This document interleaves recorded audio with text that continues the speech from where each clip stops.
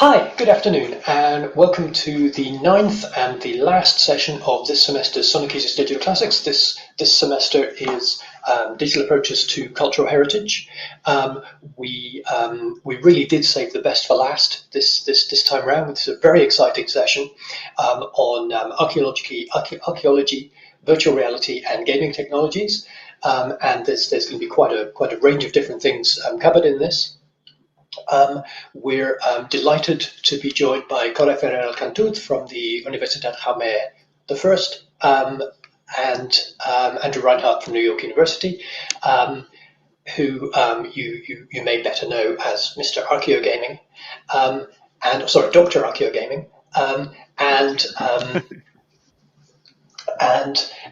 they're going to talk about various aspects of using gaming type technologies, interactive technologies to study archaeological and heritage subject matter, and also flipping that on its head, talking a bit about how archaeological and anthropological methods, including a lot of the methods we've talked about in this semester, 3D modeling, GIS, and so forth, can be used to study game environments themselves. So that quite interesting set of different approaches there. If you're watching this session live, then please use the live chat to the right of the YouTube video or below the YouTube video to say hi, introduce yourself at the beginning, but also you can ask questions at any point during the session. And at the end of this, we'll have about half an hour for general discussion, and we'd love if you joined in that discussion. So please do use the live chat for that. If you're not watching this live, if you've just found this on YouTube at some point in the future, we widely welcome and encourage the reuse of all of this content. There's a page on GitHub, which you'll find the link to in the description below the video, which has further information, readings, slides, and a suggested exercise, all of which we'd really love you to use in teaching and learning and to share widely at any point in the future. So please use all of that. That, I think, is all I need to say in terms of general introduction. The speakers will also, I think, introduce themselves a little bit more when they start speaking. But I'll hand over now to Coré, who I think is going to give us a few definitions to start us off with this session. Thank you, Gabi. Thank you for the invite and the introduction. Well, as Gabi told you, my name is Coré, and I'm a lecturer at the Universitat Jaume I, which is honestly University James the First is the same in Spain. And I'm also a 3D artist. So I decided to take this path a couple of years ago, a few years after finishing my PhD, which is in gender and politics in ancient Rome. And my goal with this 3D path that I took was combining the 3D with my own knowledge and being able to virtualize the historical heritage by myself. So this is what it takes me here today with this brief introduction to VR, AR, and immersive environments. So first of all, let me show you briefly the outline of what we're going to cover in the next 10 minutes, hopefully. As you can see in the slide, this is a talk that is going to introduce you to the wonderful world of virtualization of environments. And in order not to make it too heavy, I have decided to go straight to the point through these segments that you see here, which are obviously a few definitions of what we mean by virtual reality, augmented reality, and virtual environments. So I will add also a couple more concepts to the VR and AR ones, mainly to help you better understand the uses and benefits that these technologies can offer. Following on from the previous topic, I will list the main purposes for which these technologies are used, and how could we connect these with history and archaeology activities or projects. Finally, I will show you the pros and cons when using one or the other methodology. And in the last part of the talk, I will focus mainly on VR and AR, because by comparing them, you will have a better understanding of both. And secondly, because I think it's information that will help you developing the final exercise that we have thought for you in this session. So what you're seeing here actually is a 3D walkthrough. Here it is. So that means it's not necessarily VR or AR. It's just a video that enables the user to feel an immersive experience by using animation. So as I mentioned before, we will not only try to define VR and AR, but also a couple of other elements that you may already know. These are the 360 videos and the mixed reality, and also we're going to try and define video games and how this could help us to create any project, any archaeology project or history project. As you can see here, these are some examples, and you are traveling through the building as in a movie. So virtual reality actually is the access to a fake world that the brain understands as real. The technology simulates the stimuli of what you feel, especially using visual stimuli. Although you could always include obviously some sounds and even smells to enhance the experience. All this manages to immerse the user in a universe created as a simulation, so fully generated by a computer. The most common device in virtual reality are the VR headsets or even VR cardboards that you may be familiar with.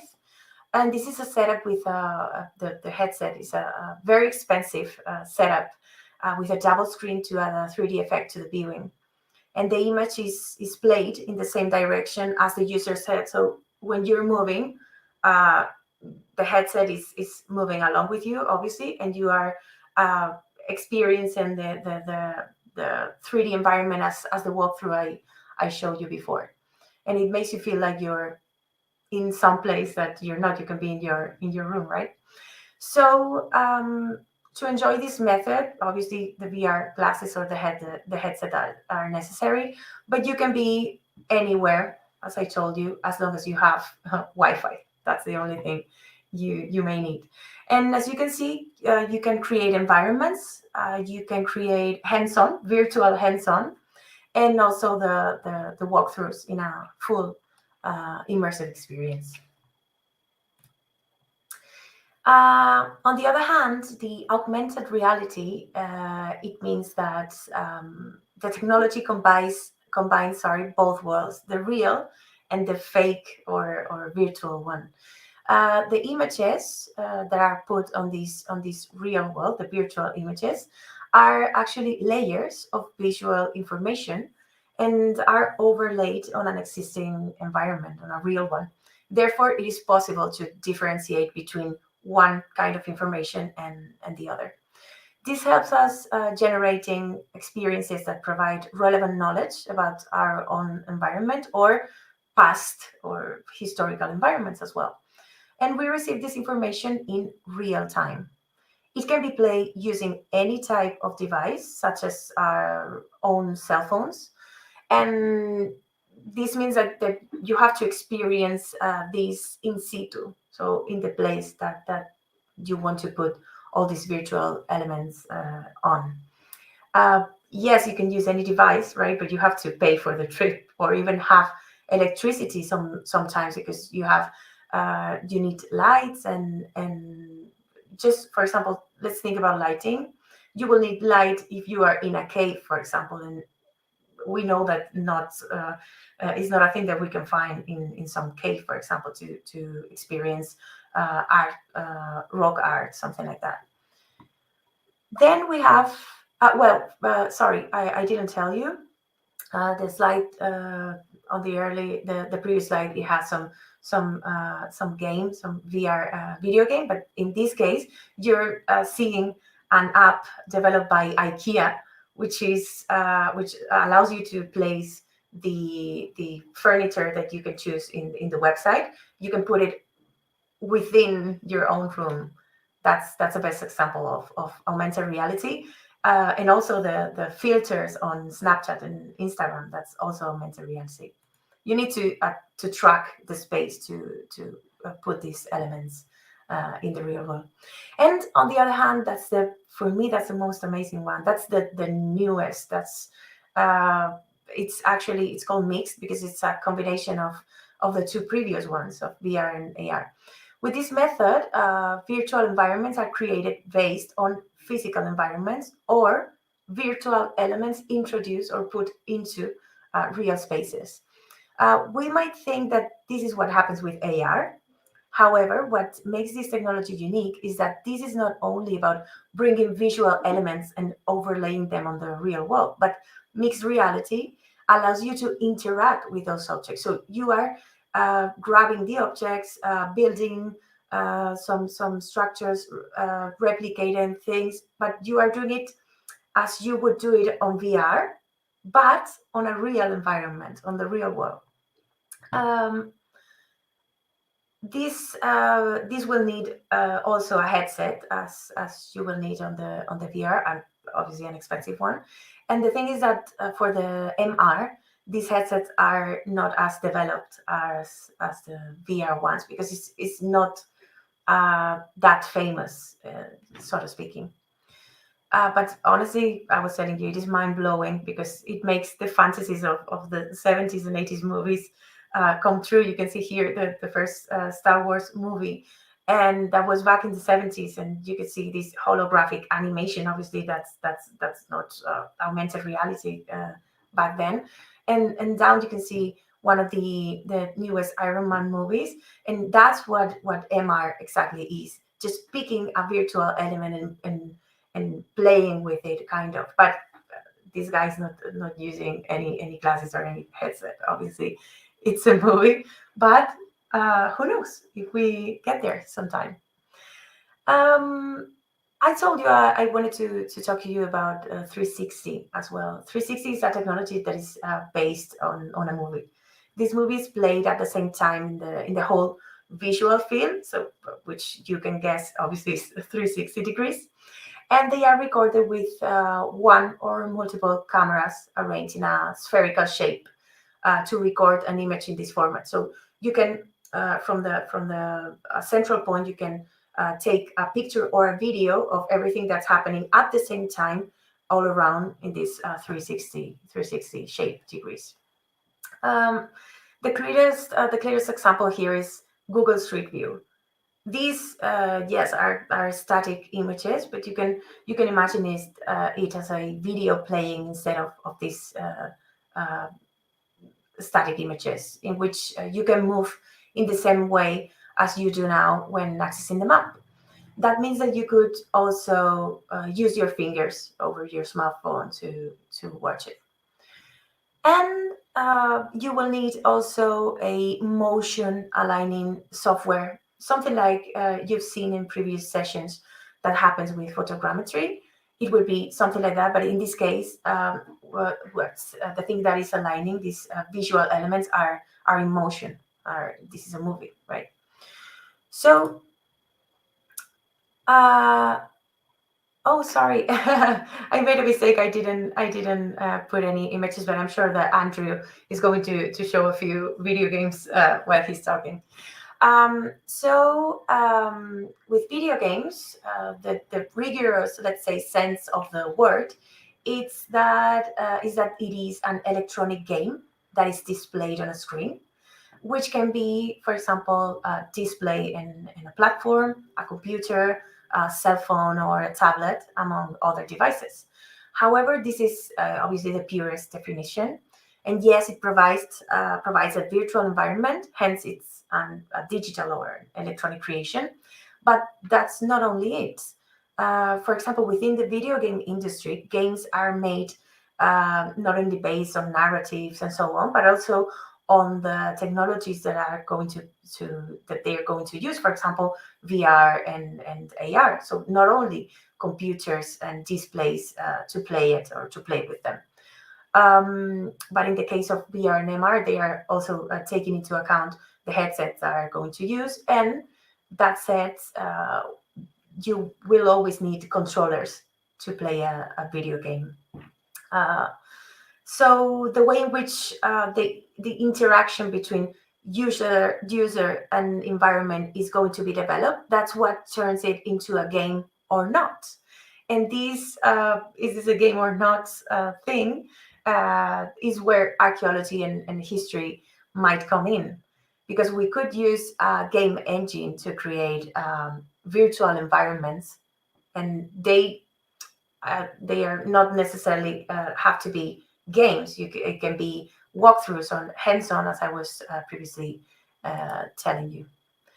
So this is graphically the main differences. There are plenty of them, but these are the main differences between VR, AR, and MR.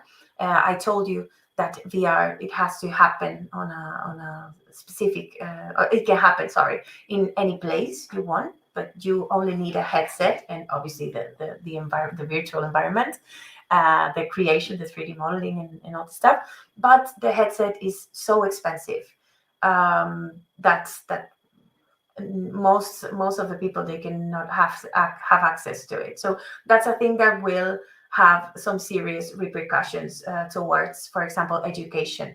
You cannot provide these kind of headsets to all the schools, even if it's one per class, something like that. Sometimes it makes it impossible. There we can use, for example, instead we can use AR, because you can use it anywhere and you only need a device, which could be a tablet or a cell phone. However, since it had to happen in situ, I mean in the place, let's say, for example, some in the Roman fora, you have to go there and pay for the trip and sleep in a hotel and so on, right? So finally, you're going to invest a lot of money. So it depends on the budget of each person to go and feel these experiences. And at the end, I told you MR is a very new kind of way of creating these digital environments, and they only have, I think that they only have the Microsoft headset to create and develop this kind of and use this kind of technology. It will need, you can, for example, create VR and AR by coding just a tiny or maybe just a few lines of code, but I guess that with MR that would be completely different. So the uses and benefits would be mainly simulators. Here you have the Surgeon Simulator ER. It's a PlayStation game, but here you can see exactly what VR is. The controllers that the physical controllers that you are using are interpreted in the game engine by these hands that you can see here. And this person is honestly making a mess, but this is what for example, one of the uses you can find for these technologies. So you can find them not only in medical training, but also for mental health. It's used for providing tools for getting over some traumas, phobias, and so on.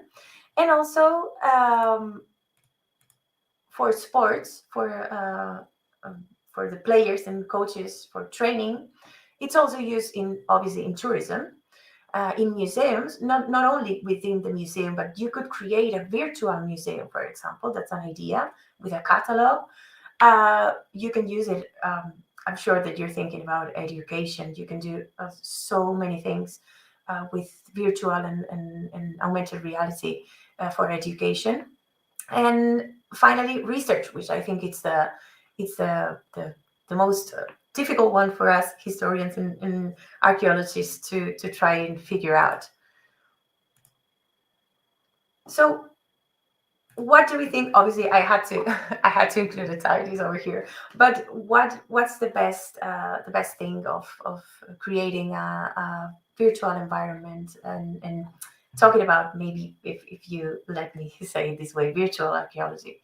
Well, we have already seen how useful this kind of technologies would be in other sectors of, like For example, also I'm thinking just also home decoration, right, with IKEA, and fashion or simulations of architectural projects and so on. But they are also good methods or good technologies that could use simulation as tools and practical environments for areas as divergent as we saw with sports and also engineering, cars and things like that, but also in the world of research, as I was telling you. What are these benefits of using these technologies in historical and archaeological contexts? It brings to life an irreplaceable past, which is human past. So it brings history or past, our past to life. It provides also immersive experiences that you could never have dreamed of. It helps you develop or helps the users develop an awareness based on living this past by using these technologies. Another thing that I've been, while researching on these topics, I've been seeing is that other people experiences a sense of space, mainly with VR, that you could not have access to it in any other way. And these kind of things, and also adding, as I told you, another elements like sounds, smells, and even smoke with augmented reality and things like that, it could even help research. Think about, for example, the inclusion of weather elements on a specific settlement, materials, landscape, and how these elements would affect the space created for the simulation. This way, it could enhance research because you could even add new data to this research by playing with all these elements I was talking about. And the approach to the object, to the artifacts and the structures it's completely different. You can grab them, you can zoom in, you can feel at least feel them virtually, but you feel closer to these objects that you would do, for example, in a museum. Sometimes you can't even approach them when you're in a museum.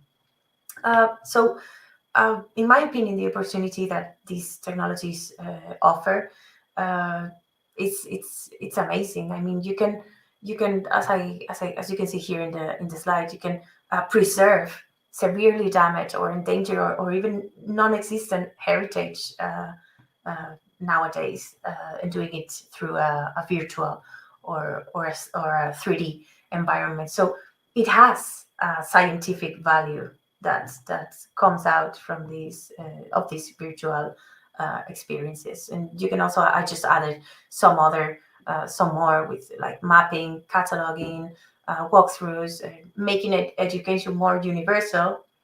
But obviously we have some cons. These cons obviously is that among the main problems are the following, right? They are simulations, not they are not repeating exactly the past. So actually it's not a time machine, right? It just simulates the past, and that means that the creator can interpret is the every element or structure or anything that you are creating on 3D or on a virtual manner is subject to the interpretation of the creator. Even if this person, even if they have specific knowledge of what they're working on, it's going to be an interpretation of their own knowledge. The steep learning curve. It's very hard and very time consuming to create all these elements and to kind of play with them or with a game engine. And finally, the technical and the limitations on over budget, for example, that both users and developers will have. You cannot have any computer to create this kind of environment. You need some specific system requirements to follow in order to produce even a render, which is like kind of a photography, a picture of a 3D space. You will need a powerful machines. So to finish my introduction, I'm just giving you a final thought, sharing with you these final thoughts of mine. Why should we, or why could we integrate this virtual technology and mix it with archaeology and history?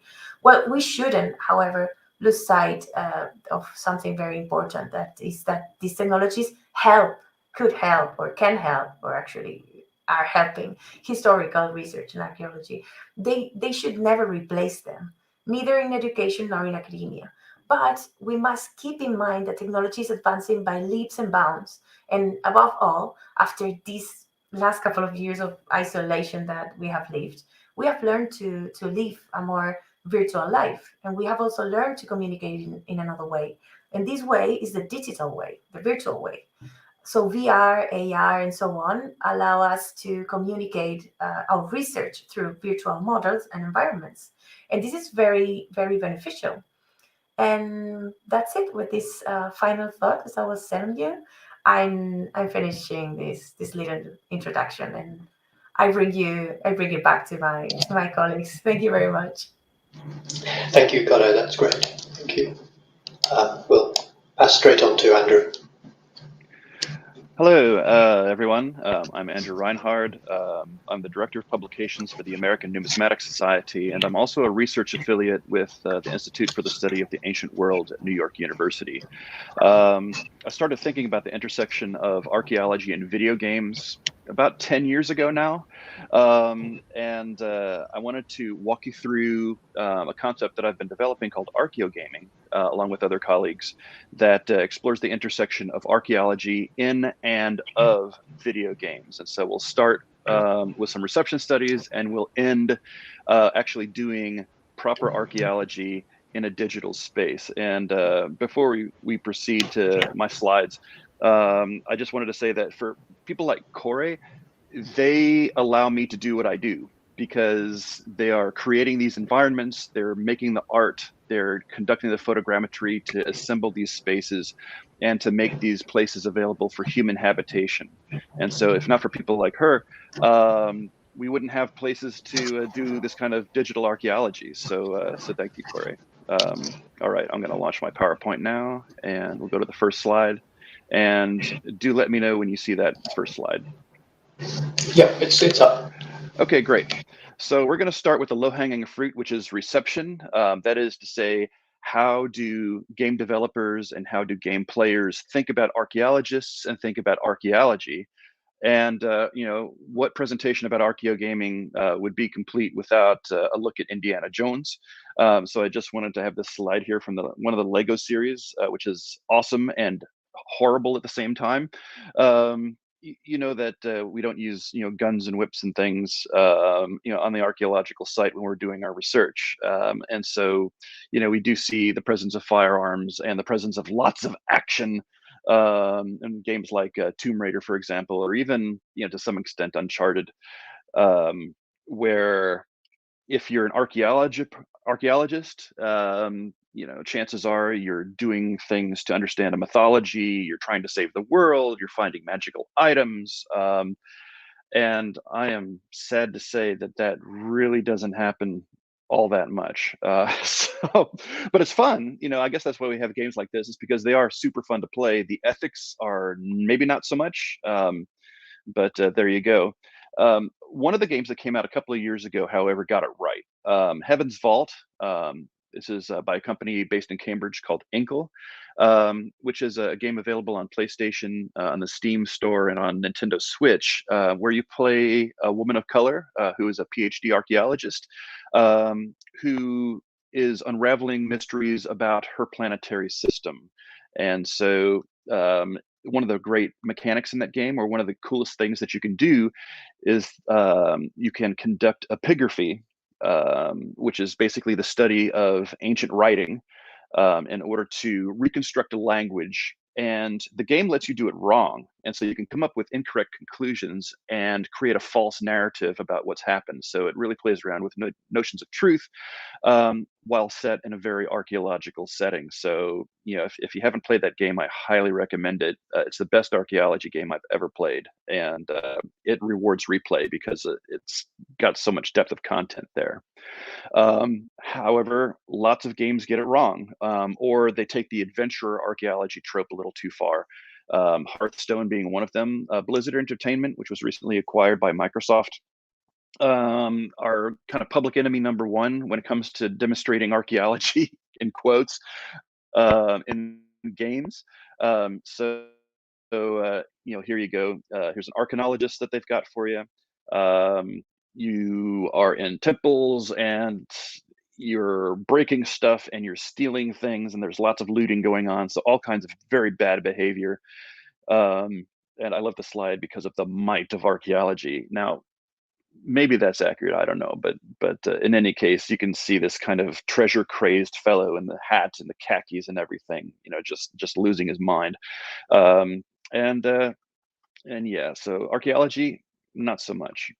In games like World of Warcraft, and this is going back a ways, I think it was with Wrath of the Lich King, maybe, that they introduced an archaeology mechanic or a skill where you can go and you can actually excavate to find treasures and things and then put them together. And you do that by basically moving around a theodolite or this surveying tool on a tripod, and red light, far away, yellow light, getting closer, green light, congratulations, you should dig here.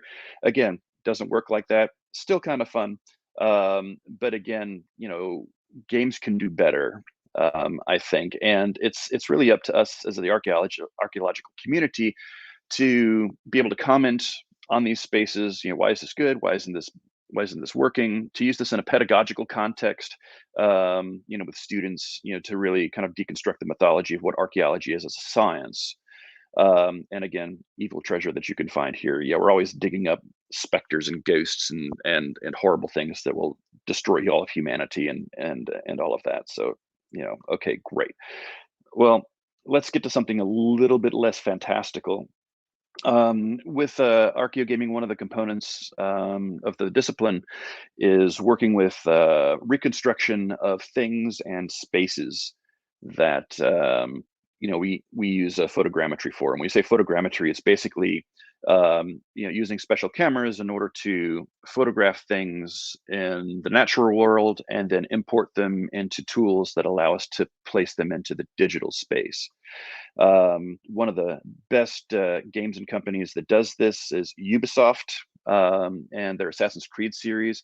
If you've played games like Assassin's Creed Odyssey, or if you've played Origins, which is set in Egypt, Odyssey in Greece, Valhalla, which is set in Norway and the UK, you know that it's very photorealistic, with some artistic license here. But in order to get the vessel shapes and the colors and the clays and everything, and then on this slide, you can see all of the architecture. And this is interesting too, because you can use these as teaching tools. And with Assassin's Creed, with the latest games, they have something called a discovery tour, so that you can go in, it's non-violent, there's no conflict, but you can tour these spaces and really take a look around. So you can go on safaris with your students. You can, check the stuff out for yourself, and you have to really be prepared to critique what it is that you see. So, for example, when you visit the Parthenon in Assassin's Creed Odyssey, those are not the Parthenon marbles. I'm not going to say the other one. They're not the Parthenon marbles. They're actually from, I think, the Temple of Zeus at Olympia. And, so there's intellectual property things going on in there, which require designers to make certain decisions. And we might be able to talk about during the Q&A. How do we decide what to put into something to make it seem authentic? How authentic do we need to be to make something, quote unquote, real?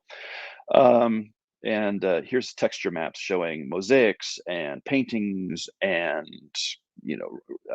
cobblestones and walls and all of this stuff that's used throughout the game too. So this is for folks like Coré, that are doing the photogrammetry and doing the artwork.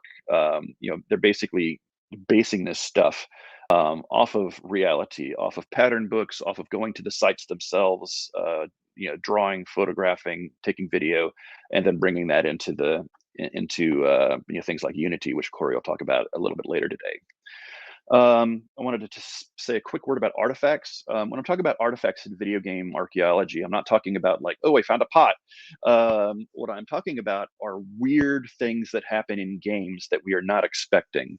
Games are complex things, and because they are complex, they exhibit what's called emergent behavior, where different elements of a very complicated or complex game work together to do things like this. So those of you who remember Wayne Rooney, here he is with very large hands. So that's a game artifact. Why is it like this? Assassin's Creed Unity had some of the best artifacts, best glitches.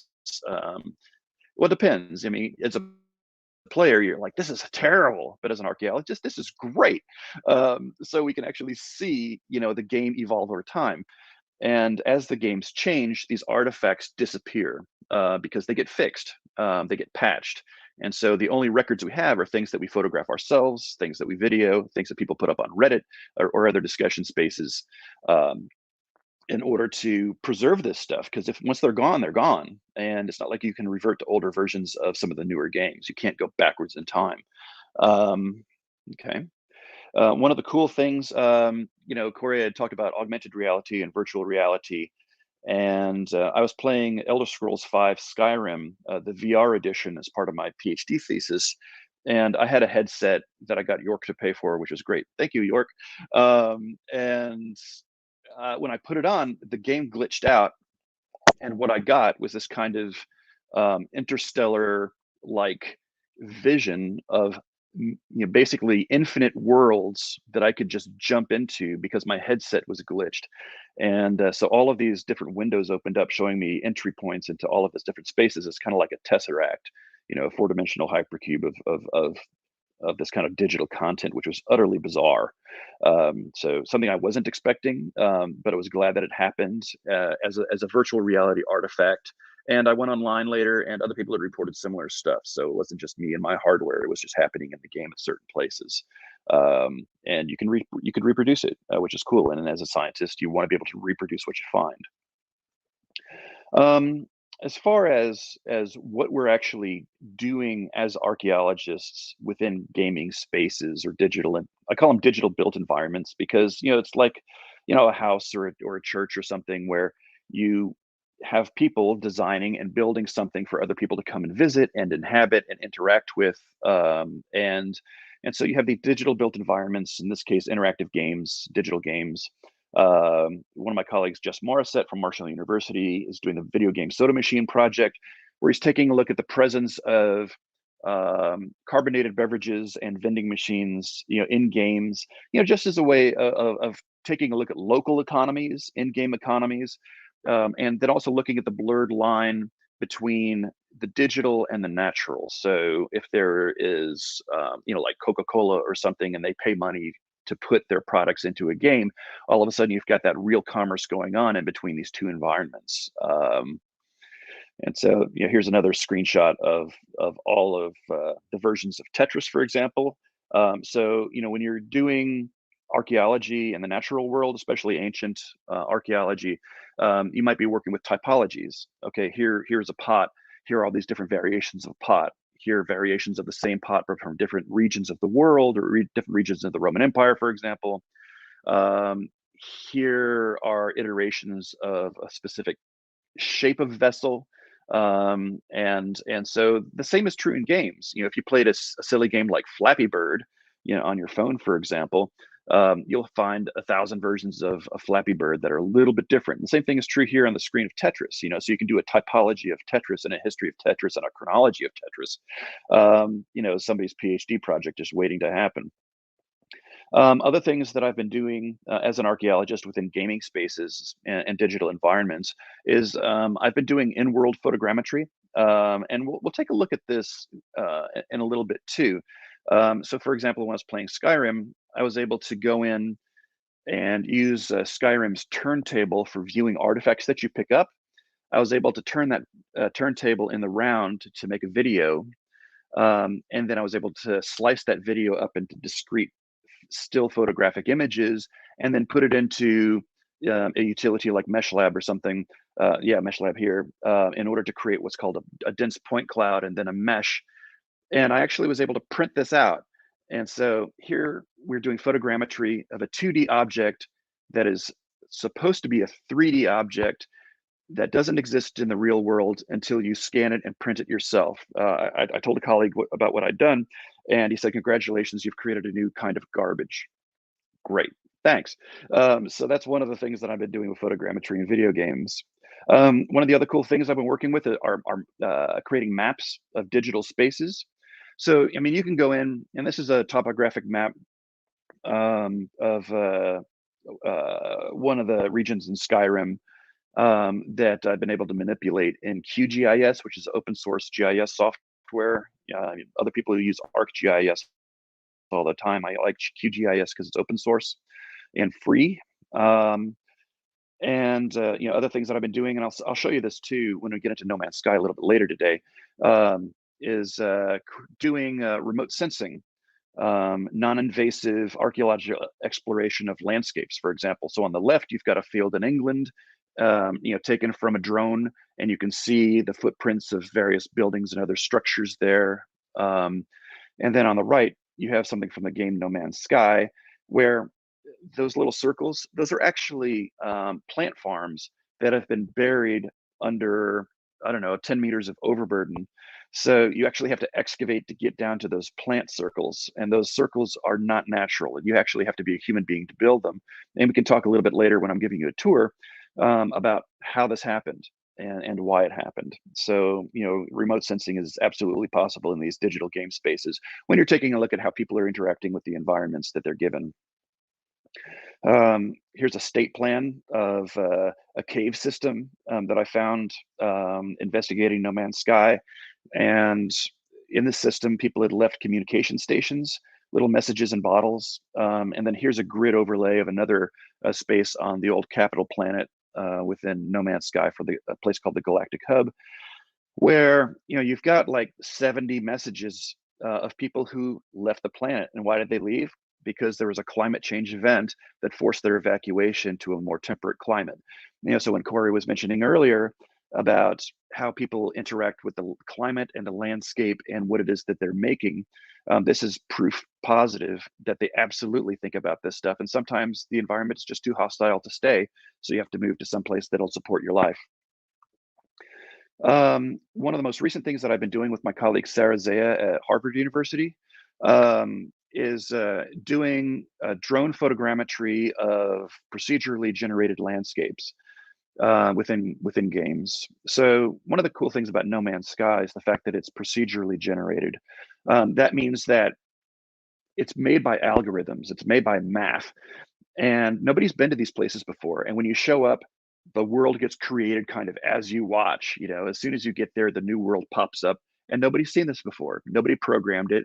It's basically using data that's kept in what are called voxels to kind of create these spaces for you to explore. And then people go and build there.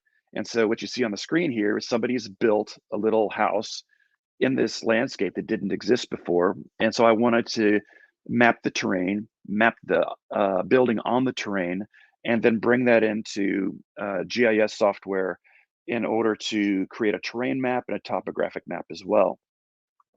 So, what you see here is I use Agisoft Metashape Professional.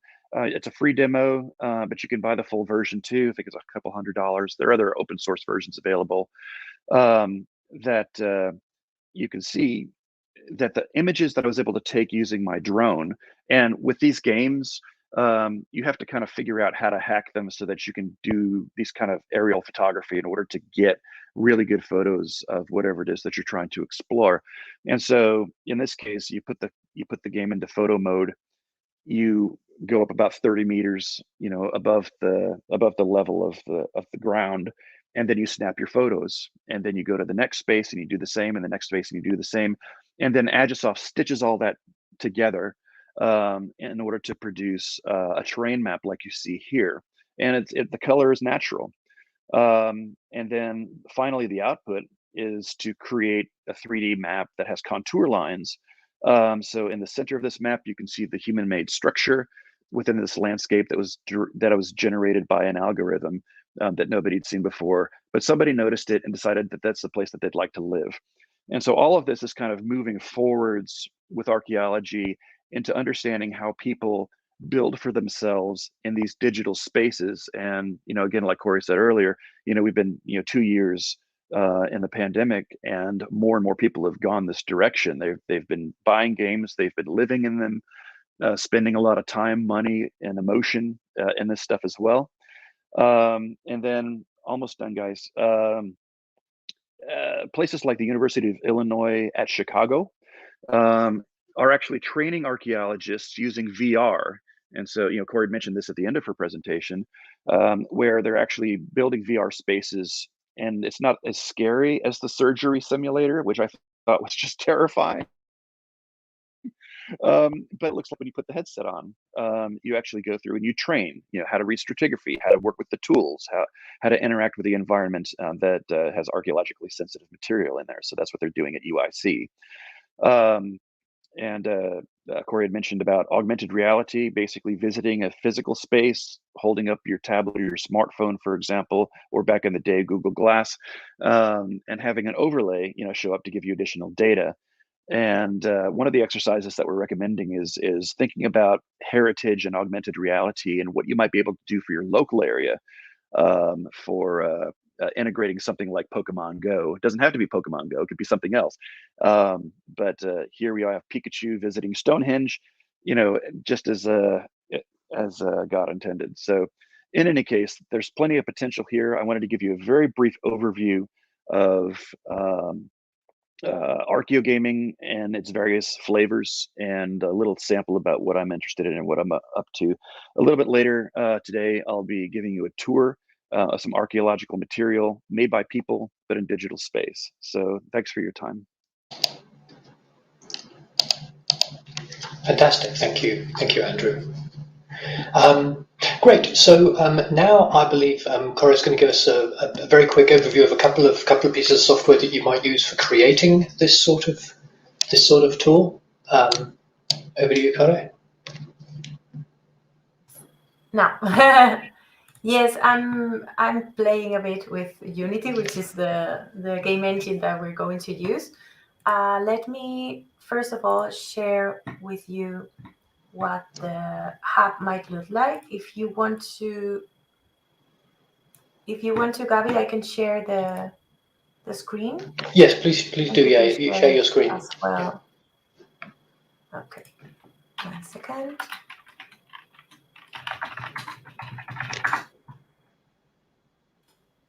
Here it is. I have 3 screens. That's what happens when you're a 3D artist. So I'm just trying to find the things all over the 3. Okay, so great. Let's start first with the Unity website.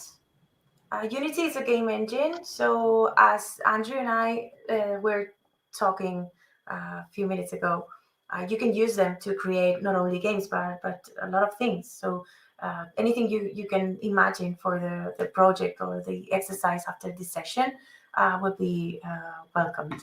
So in that sense, one of the things of using game engines is that you can always add a little bit more, because there's a thing that happened. I was reading some of the messages, of the comments that you did in the fora the last weeks, and one of them, it was regarding the session of 3D modeling, and one of the students, of the participants, they were asking about how could we make better the 3D experience, meaning that, for example, you can go to a museum now and you can see, you can watch a 3D video creating or playing a reproduction, as Andrew said, of any historical or archaeological event or site.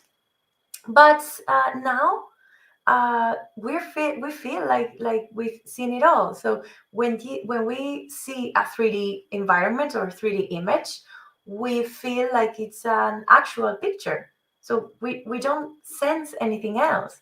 So in order to go farther with this 3D modeling, which I was talking to my colleagues earlier, that it has a lot of hard work behind it. It's not just shooting some place to take a picture. You have to do it with your own hands. But we are so used to video games and 3D movies and things like that we nowadays we go to a museum and see something like that, and we feel nothing almost, and it's a shame. So the thing is that in order to solve this question that arise in one of these fora, in these SunoikisisDC sessions, we were thinking to show you how one of these game engines work, so you can add some things to make the experience better. In that case, for example, this is the asset store, but let's go to the main website of Unity. One of the games that Unity developed is this one that I think among us, a lot of people may know. This is a 2D 3D game, and today we're focusing obviously on 3D games. Other of the most known works with Unity was Ori, which is also quite known. But I'm just going to show you how to not the video games, because Andrew made a great work about it, but how to get started with this game engine to enhance the experience, the virtual experience with some things that we will see. So you go to the main page of Unity, and once you you click on Get Started, you're going to see that there are obviously an option of Unity Pro, which is you have to pay for it, but you can use the personal one, which is the one I have, and you can create whatever you need or whatever you're thinking of. Once you download it, you're going to download something like this. This is the hub. Now you can see here, I'm working lately with Autodesk software, but I'm moving onto Blender, which is, for example, for 3D modeling, is one of the best free softwares that you can have. So in case you're interested, you can download it as well. But for the moment, I'm using these three to create 3D modeling, and these other ones, this one, as Andrew said earlier, for the photogrammetry, and these two for creating structures and buildings mostly. So the thing is that when you download Unity, you're going to combine in order to create this virtual environment, this software that I was telling you about, and also Unity, this game engine. So once you open the hub that you've already downloaded, you can create a project. I know that Unity can be very overwhelming. It is. It's a very powerful engine. So you should go just one step and then another. You just don't feel overwhelmed. It's easier than it may think at the first place. So and they made it easier with this hub. We didn't have it like half a year ago. So now you can choose to create a new project. You're going to download the latest, or you should download the latest version, but always an LTS. So it doesn't happen things like it happened with Andrew, this interstellar thing that glitched all the game. So it can happen also with a game engine. And I told you need at least a kind of powerful computer to work with. So it's better if you choose one of these LTS, which are fixed versions of the program. Okay, so once you install the version you prefer, you go to projects and create a new one. Once you create a new one, you can choose between 2D, which if you have never coded anything, coding in Unity is C#. You can start with 2D, because as you're going to see, with 3D you're moving into 3 axes. Okay, you're not moving only vertically and horizontally, sorry, which is the 2D, what you do with 2D, but also you're going to add depth. So it's if you're starting with creating any virtual environment, I would recommend first trying to do something with 2D or play with it. And if not, if you are an adventurer, just try the 3D. Before we get started with the 3D, I want to show you something. 2 months ago, barely 2 months ago, approximately, we had, Unity included these two amazing spots here. As I was telling you a few months ago, you have to configure to set up the whole Unity software in order to integrate or to create VR and AR. It was a mess. That was overwhelming. But now you can only press here, click here or here if you're going to do some VR and AR. And it's already set up, it's configured. So you can start with your VR idea or project or AR project right away.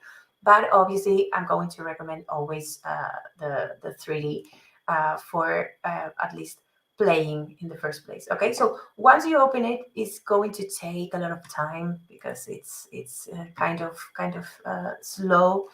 But this is what you're going to face. This is my this is my personal layout. I prefer to have the what is called game here, but you're going to probably find it over here with the scene. Okay, so mainly the scene is where you're going to work, all the 3D that is happening. And then the game display is every time you press play, this is going to run to start working. Okay, so I have nothing here, honestly, but this is Unity. Okay, so the thing is that be careful, because if you're working with something, you want to play it, just stop when you want to continue working, because if not, nothing that you've done on play mode is going to be saved. Okay, so be careful. So this is the empty space that you're going to find. Here are the layouts that you can choose to see your own scene and start working. But the most important thing is the axis thing I was telling you about. Okay, these are the vertical and the horizontal one, and the set one is the one regarding depth. So that's the one that gives us the 3 dimension. That's the third dimension on the 3D. Okay, this is a sample scene. A scene means that everything you're going to create is going to be saved here. 3D models, lights, even animations, because you can animate, you can create a space with a river, for example, and you could animate the water, whatever you like. So you have, the only thing that you have when you open a new project is the camera. The camera is going to you can move it, but I would not recommend it in the first place. It's just that's where it should be, or where you could start working. For example, it gives you a sense of space, so you could start putting your 3D model over here, which would be always on the, that's important, the 0 position. You have to bear in mind that that's one of the things that people struggles most the first time they try to import an asset to, or a prop to this game engine. You know that you can you could import any assets using these windows, or just grabbing and dragging it into the scene, these folders over here, or just this hierarchy, which is everything that you're going to be working with or adding is going to be also here. So the thing is that once you create a model, a 3D model, is very, very, very important. Please pay attention to do it on a 0 position. Okay, that means that not here because we're playing with def. Okay, so it has to be in another units. This is unity. It's called unity because it's divided in units. These are the squares that are here. It's not a real kind of measurement. It's just the way unity works. So every time you move, for example, let's move it this way, and on the axis, sorry, this axis, for example, just move these 2 units. Okay, so just so you see how you could move anything. So everything behind on the vertical axis, everything below, sorry, the number 1, the unit number 1 would be under any surface. Okay, so that's important because when you create an element on a software for a 3D, for example, if you do it right, if you do it on the 0 0 0 position, using 0 for all the 3 dimensions, when you import it to Unity, it's going to be in the very center, and that's very important because if not, this is the whole world, guys, you see. So it could be over here and you won't find it. Okay, obviously there are shortcuts that makes you find it, or you can find it here in the hierarchy because it will be here. But the thing is that every time you move an object, let's use the camera because the camera is an object as well, you see what happened with the Z axis. It's far away. So when you put it, let's say this is the zero position of the camera, when you try to put it and drag it on the 0 position, you're not going to find the 0 position, never. Okay, so that's very, very important. So that's what is Coré, thank you for this sort of beginning of an introduction to some of the most sorry. important functionalities of Unity. I just want to say we probably can't do too much more as we're starting to run out of time. Okay. But what we might do is we might add to the session page some pointers to a couple of the more basic tutorials and also of demos. Okay, Gabby, could you no, it's sharing the We're still seeing your screen, yeah. Okay, can I just use 1 more minute and that's it? Okay, go ahead. Yep, sure. Okay, thank you, Gabby. So here you see what I was talking about. You could import any free assets, as this one, for example. And once they are imported, you could play. Okay, so I would recommend for the exercise that Andrew and Gabby are going to tell you, that you play with all the elements. These are free assets, as I tell you. You just have to put them into the scene, and you can play, for example, with the lights. Okay, so you can bring them here and try to create at least a more attractive way that is not just 3D model and that's it. You just play with the lights, add sounds, and this stuff. Thank you very much. I'm sorry for exceeding the time. No, that's great. Thank you. I mean, this would be a whole session on its own just to get people set up, wouldn't it? It's but yeah, this is very exciting. We'll talk a little bit more about this later. Thank you. But yes, we have another demo from Andrew coming up now. Okay, let me know when you can see the inside of a spacecraft. Yes, we can. Okay, wonderful. I'm currently in a game called No Man's Sky, developed by Hello Games in Guildford, England.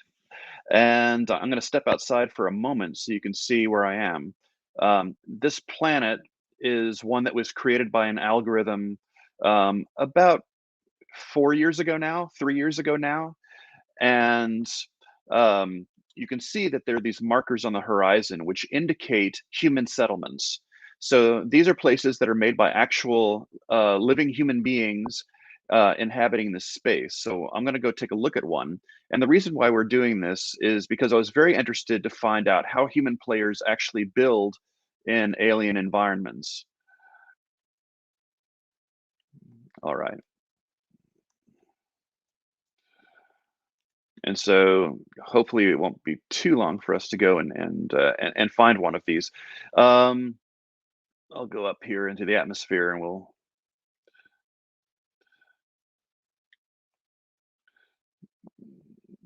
Great. I think I've got pirates. Give me a second here. With these spaces, you're basically dealing with some like Minecraft, for example, where you're building houses, you're building structures and other things in order to populate a planet that you've made your own. In recent versions of this particular game, it used to be that you could have one person per planetary system, which made it very difficult for anybody to to have any kind of sense of community. And then with the advent of, oh, come on, guys.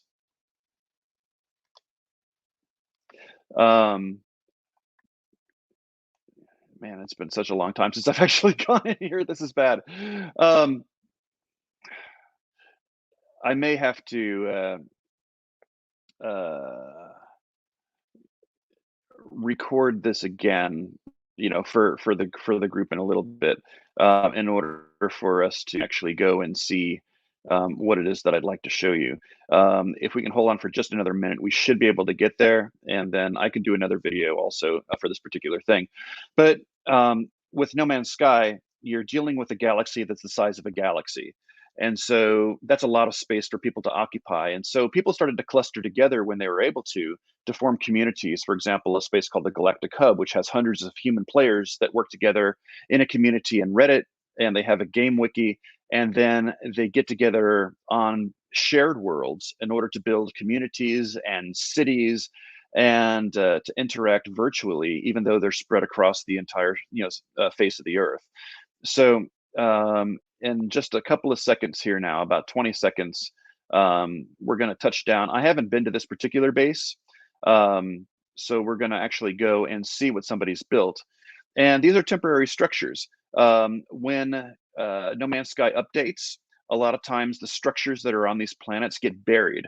And so you might visit one and it's half underground or completely underground. And sometimes you can dig your way down to find out what it is. And other times you're just kind of stuck. So here we go. We're getting closer. Oh, wow. So this is not a game asset. This is something that somebody's actually built using tools and resources that are found within the game. And so, it's here, it's temporary, which is, again, why it's important for us to come in and document these spaces, because they're not going to last that long. When I was doing my PhD thesis on No Man's Sky as one of the case studies, we actually had to go in, photograph and videotape, videotape, sorry, I'm showing my age. We had to record and video all of these different spaces. And then ultimately they were geotagged, and then the data and the media assets were imported into the Archaeology data services space, so that it could be preserved for all time. And the community actually uses this as part of their ancient history of the game lore. And so it's just terribly interesting to go in and see, how somebody has decided, let's build on top of this mountain. What are we going to build on top of the mountain? How does the climate affect what we're going to build? What about the wildlife? Is it going to come get us? Can I grow things here? And so, when you're dealing with No Man's Sky, you're also dealing with, a number of resources where you can potentially have infinite money, you can potentially have infinite resources. So what do you build for yourself? And it's a very peaceful and artistic existence. And as you can see here on the horizon, we're at one settlement of dozens on this particular place. 3 years ago, this was impossible to achieve.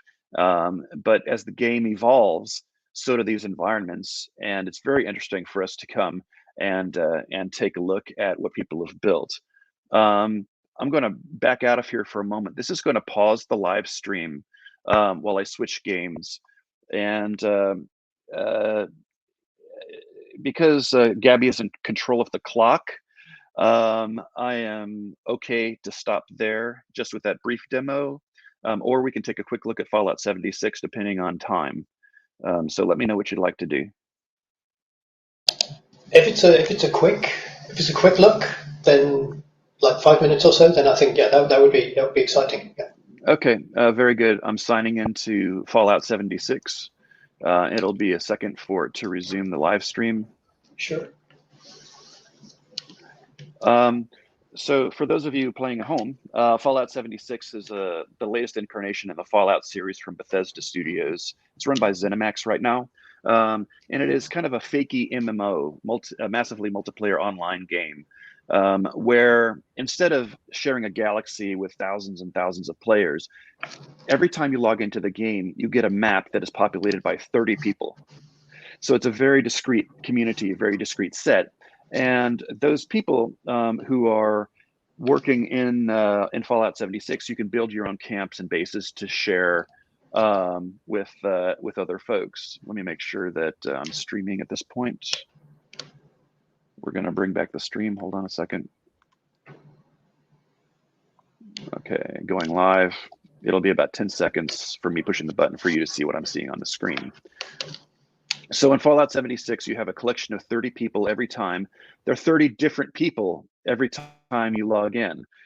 So I do what's called rapid archaeology in a space like this, where I go in, I find out where people are camping, I travel to their camps, I photograph and video where they're camping, and when I log out, it's basically gone forever. Or they could log out when I'm doing archaeological research, and I only get 10 pictures or 30 seconds of video before they disappear, and I'll never see that again. And so that is totally different than your normal kind of archaeology that you would see. So here I am. I've discovered a camp. This camp was built by a human. They've actually put in robots and NPCs.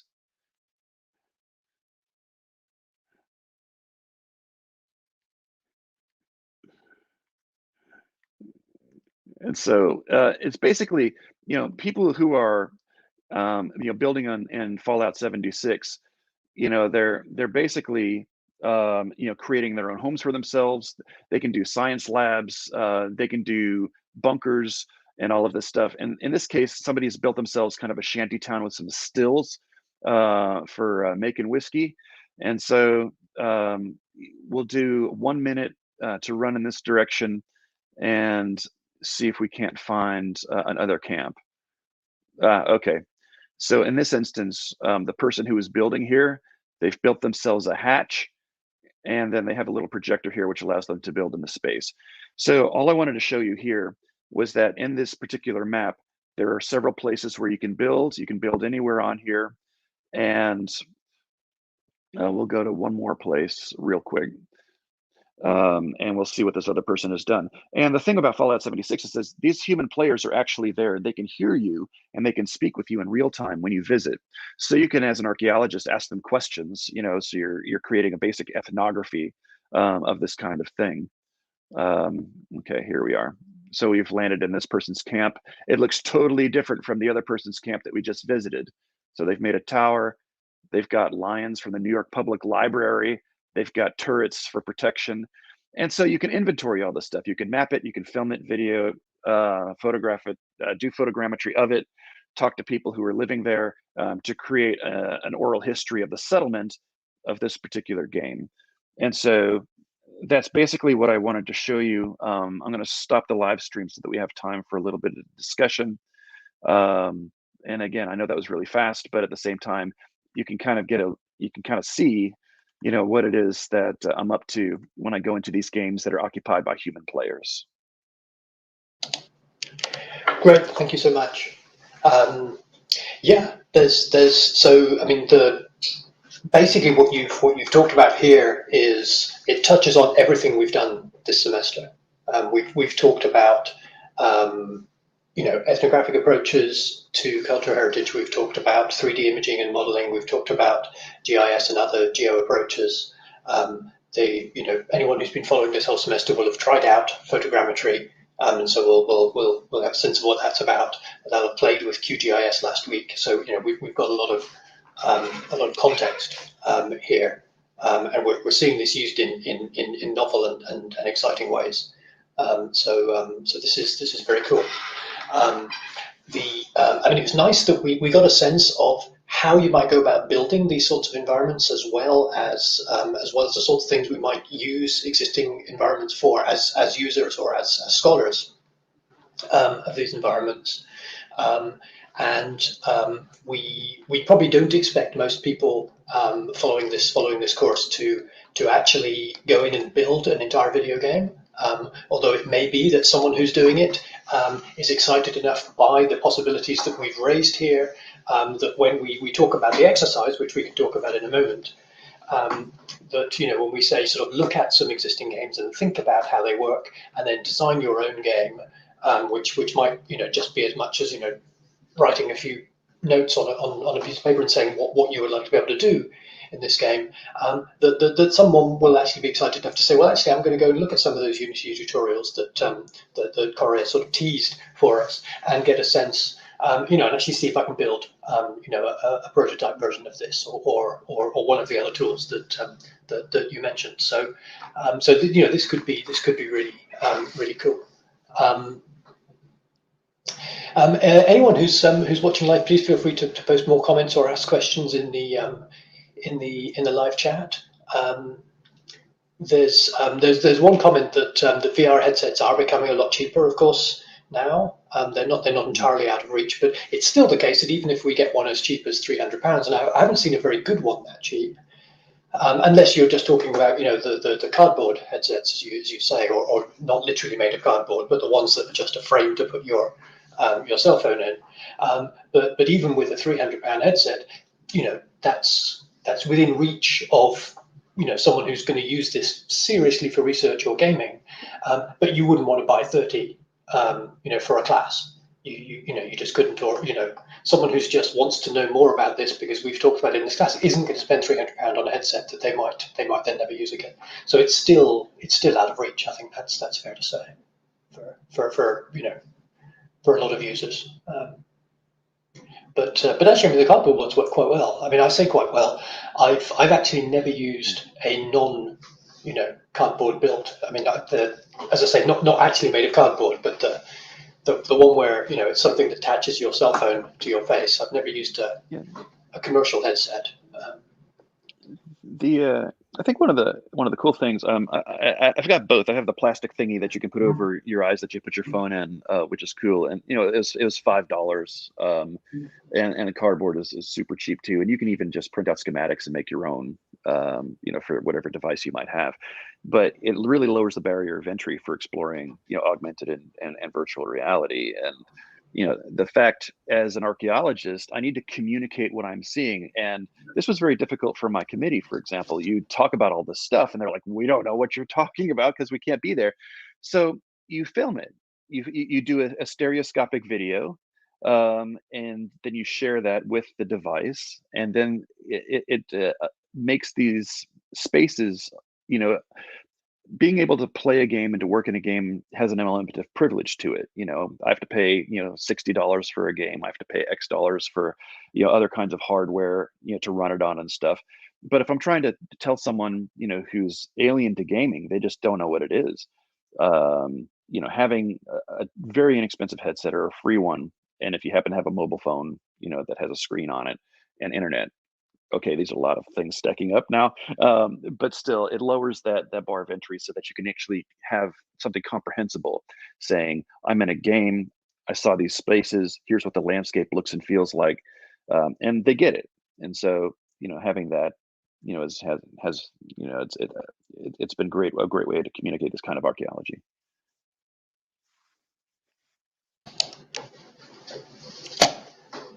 Yeah.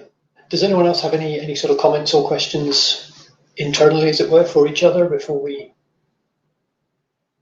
go back to talking about the exercise? No, yeah, I have the Archaeogaming Spanish version of the book, and I want it signed. That's my only. I have it over there, and this little guy here as well. Oh yeah, from Fallout, Pip Boy. Fallout, Andrew Pip Boy. That's been one of the cool things too. Is that, you know, there's that intersection of digital space and natural space, where, and I don't like to use the word virtual because it's real to me. It feels real. I spend actual money on it. It makes me feel real emotions, even if it's not meat, not concrete. It's something else, but it still communicates in that way. So it's a synthetic space or digital space to my mind. But to see that intersection and the porosity between the digital space and the natural space. So you've got Pip-Boy. Pip-Boy existed as concept art. It then became, an icon for the game, and now you can actually buy, Funkos of it. You can have it on T-shirts.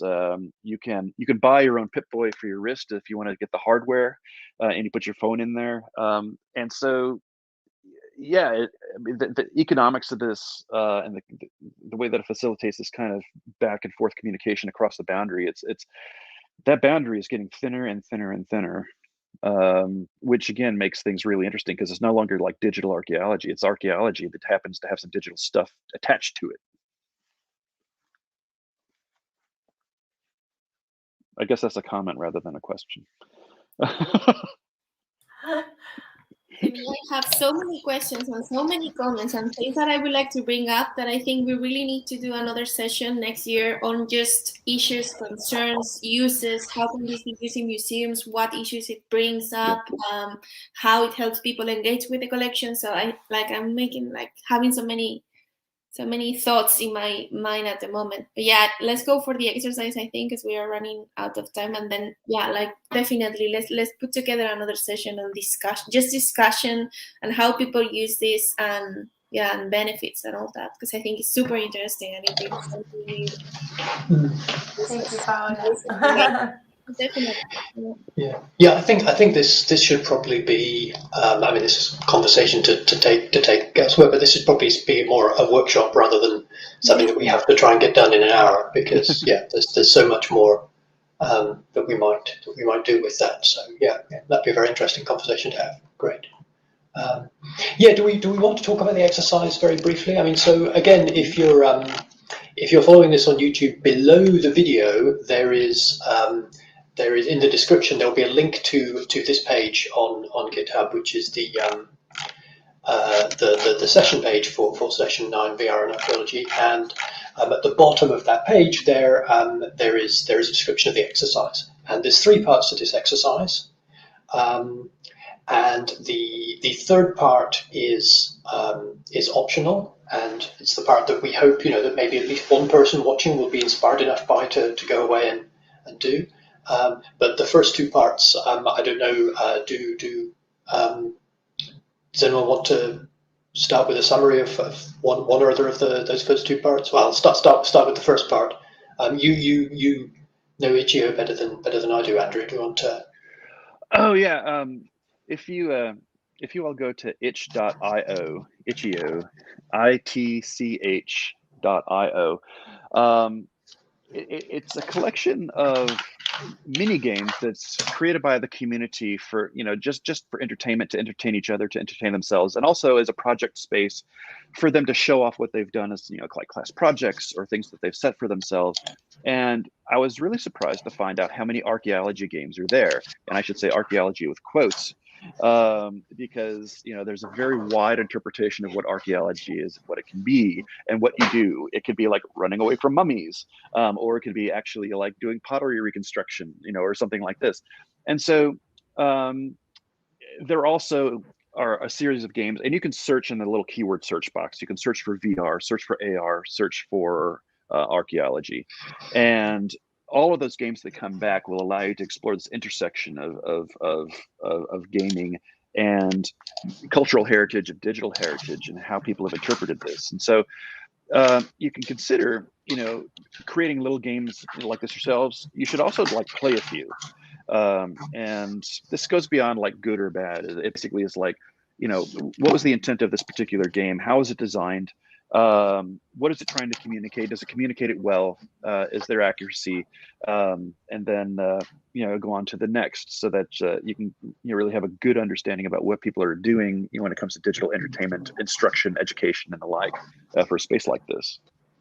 And I think we also want to be thinking about some of the things we talked about in previous sessions, like we were talking about museum exhibits, and so forth. What what are the audiences? What are the decisions that have been made? How much metadata is visible? How transparent are these things? How open are these things? All these sorts of questions. Which are, it's really important to have looked at a few games and to have thought about those questions before you start thinking about what you would do. So just as we spent a long time thinking about museum collections, what we mean by digital collections and so forth, before we had the exercise to play with building your own exhibit back in week 3 or 4.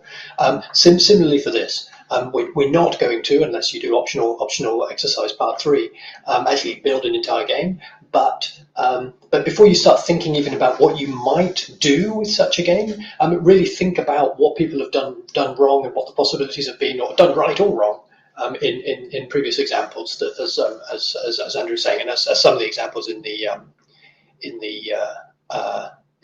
session page say. So you might want to look at at least the about page and some of the help pages of a tool like Niantic or Unity that Coré was showing, just to get a sense of what those platforms will do for you, and then not necessarily so you have to learn how to use them, but so you get a sense of what the possibilities are, and then to think about how your game is going to work in that environment. And I do like the fact that, as we said in the thing, if you haven't actually tried to use the software, you don't yet know what's not possible. So go wild. Imagine anything. That's much more important. So that was sort of an aside, but that turned into more than that. But yeah, if folks are on the GitHub page, they can go down to the suggested reading bits, and there are a number of articles and blog posts there that do talk about realizing heritage digitally, specifically within a museum environment. So do take a look and learn from other people's mistakes, because that will save you time and money. Yeah.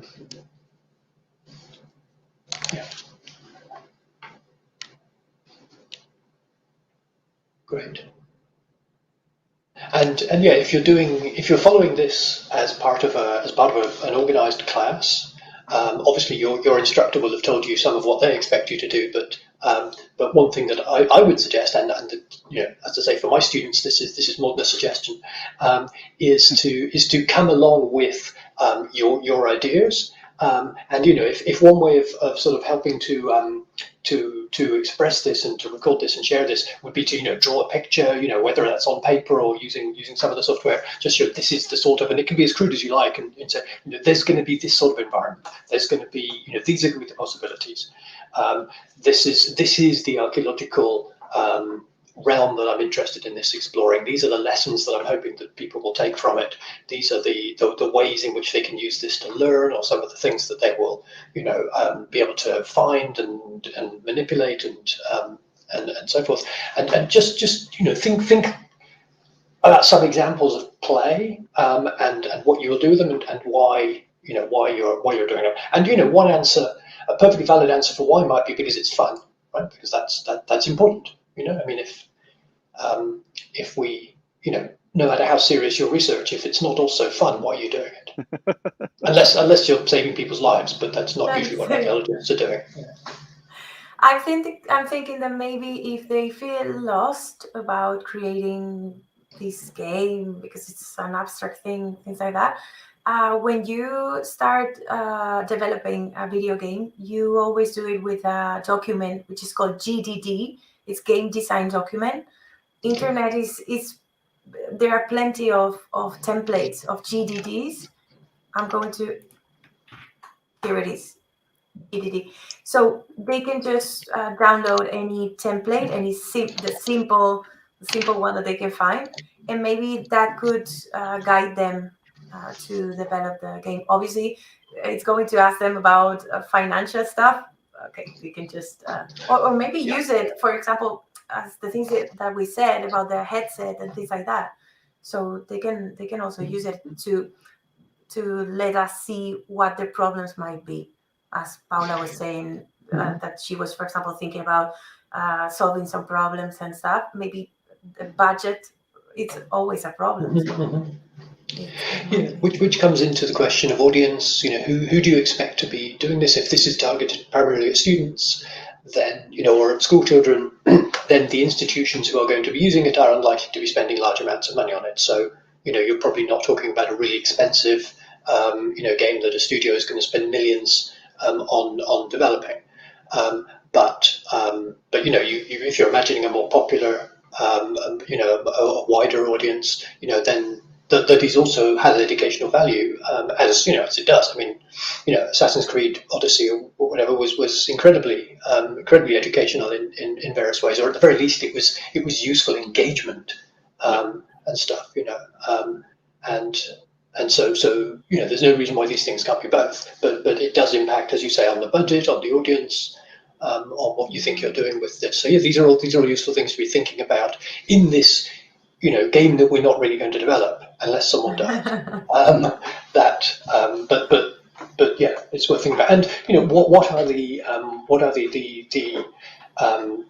objects? Where do the assets that you're including in it come from? If they're scans of real artifacts, what are the ethical implications of using those in this game? All the legal implications, etc.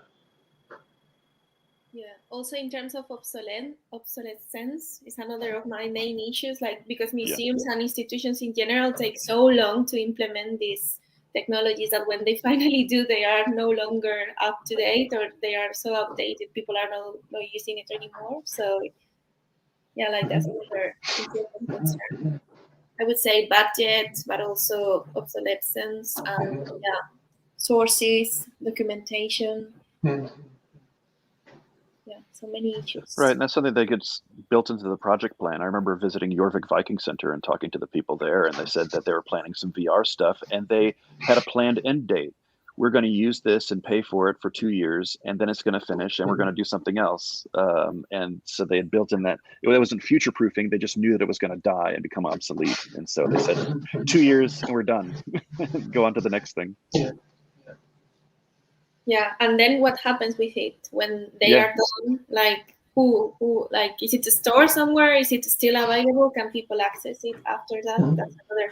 Ask Andrew what happened with ET. Corey's referring to the burial in 1983 of the ET cartridges by Atari Corporation in the desert landfill of New Mexico. So I had the distinct honor and privilege of going and helping dig that up. And so it gets put in the rubbish heap, or better yet, gets made available open source, open access. And for larger companies, that intellectual property still has value to them. And so a lot of times they'll either throw it away, destroy it, or they'll archive it themselves behind whatever paywalls and firewalls that they've got. But for institutes that are publicly funded, for example, or if it's grant funded material, absolutely that should be made open access, open source, which helps preserve it and give it longevity after the project concludes. Yeah, which is complex when we're talking about functionality, right? Data we know how to preserve, but functionality is a little bit more complex. I mean, some places like the Archaeological Data Service or even archive.org have a sense of preserving functionality as well as data, but it's tricky. You need a big institution who's willing to invest in that. Sure. We have the Strong Museum of Play in New York State, which has the hardware along with the software, so you can have one and the other. Also wearing the T-shirt for Vigamus, which is the video game museum in Rome, which is across from the Vatican, and so they're doing the same thing where they've got old cabinets and old hardware that play the software as a way of integrating that experience. Because when you want to have that experience with that kind of digital heritage, you want to have not just the game, but how we played it. How did we interact physically with the thing? But they're also doing a lot of preservation work too. So, that's certainly part of the equation. Yeah. Which also links very nicely in our conversations from previous weeks on digital conservation, digital collections, and how do we preserve that? So this is perfect end to the Yeah. You know, this wraps things up really nicely. I mean, I think this, in some ways, ideally this would be the beginning of a conversation, right? Where we then say, right, in the next 9 weeks, we're going to talk about other aspects of Archaeogaming, because that's a whole program. But instead, this has been a sort of teaser. We'll definitely talk about this again in future. It's the magic circle, as they say in games and game design. Yeah, the magic circle. right. Here we are. Yeah, to be continued. Yeah. So thank you both very much again. This was really fabulous. Thank you so much. Session. This is, as I said at the beginning, this is the last in the current semester of SunoikisisDC. The next semester starts in about a month's time, so there's not that long of a break. But in about the middle of April, the summer semester starts. That will last for about 12 or 13 weeks, I think, with a gap or two in the middle. And the program for that will appear very soon on the site. And the digital approaches to culture heritage semester specifically will start again next January. So watch this space for both of those. Thank you again very much. Cheers. Thanks everyone. Thank you. Thank you to all of you. Thank you for inviting me, and it's been a blast knowing you all. Yep.